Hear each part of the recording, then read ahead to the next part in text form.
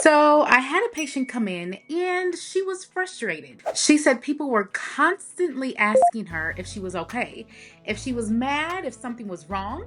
And she's like, I'm fine. This is just my face. Classic RBF, right? Resting face that reads as angry or tired when you're actually perfectly content. And she assumed the fix was Botox, which makes sense because that's what most people think of first when they think of Botox. But when I looked at her face, Botox wasn't necessarily the only issue.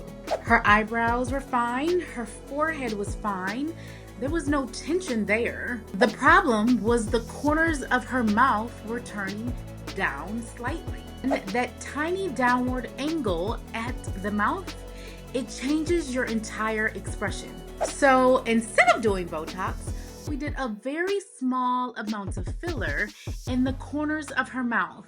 Just enough to give a subtle lift so her mouth sits in a more neutral or slightly upward position. But yes, you can do a little Botox there too.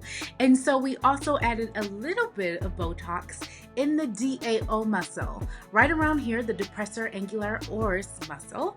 And so that will also help lift up the corner of the mouth as well. So we did a combination of both, some filler and some Botox. And the result, she looked softer, more approachable, but still completely like herself. No frozen face, no overdone look, just a small adjustment that made a huge difference. Here's what I want you to understand.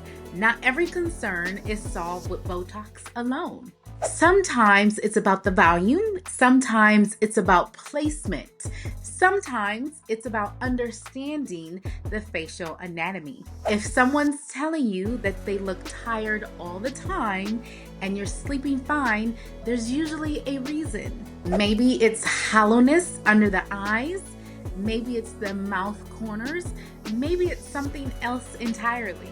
You shouldn't have to walk around wondering why people think you're mad when you're not.